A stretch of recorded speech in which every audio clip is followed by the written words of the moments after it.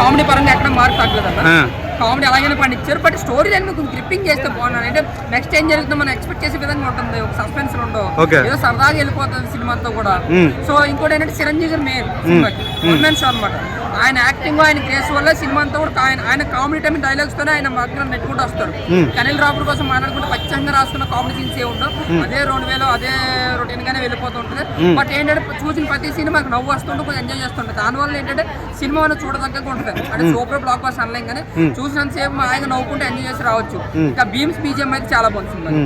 2-3 ఫైట్లు ఉన్నాయి. ఆ ఫైట్లు ఇచ్చిన బీజిఎం చాలా బాగుంది. ఎలివేషన్ కొట్టిన బీజిఎం చాలా బాగుంది. ఇంకా ముఖ్యంగా సాంగ్ హుక్కుం సాంగ్ అన్నది అయితే చాలా ఎంజాయ్ చేస్తాం. అంటే సినిమాలో కూడా అంతే ఎంజాయ్ విధంగా నచ్చిన ఆ సాంగ్ అయితే బాగా డిజైన్ చేశారు.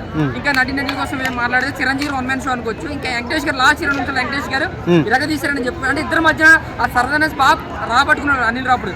ఆ లాస్ట్ 2 నిమిషాలు ఓల్డ్ సాంగ్స్ కి డాన్స్ చేయడం కానీ లేదా లాస్ట్ లో ఫైట్ ఉంటుంది. సో లాస్ట్ 2 నిమిషాలు కొంచెం ఫస్ట్ దానికి పోలిస్తే హైప్ ఉంటుంది. బాగా ఎంజాయ్ చేస్తాం.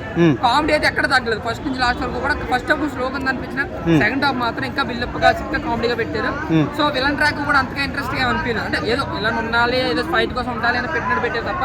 సో ఓవర్ నా వరకు చూసుకుంటే ఫ్యామిలీతో వచ్చి అన్ని చేసి వెళ్తున్నారు. సూపర్ బ్లాక్ బస్టర్ అనలేను కానీ జస్ట్ ఓకే సినిమా. ఒకసారి అయితే హ్యాపీగా చూడొచ్చు.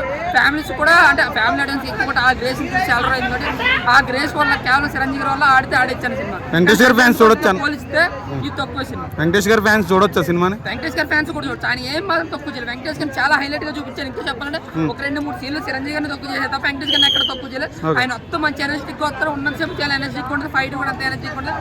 సో ఓవరాల్ గా సరదాగా వెళ్ళిపోయినా మనం సరంకర్ వరుస వరుసది. సో ఓవరాల్ నా వరకు చూసుకుంటే సినిమా ఓకే అన్న.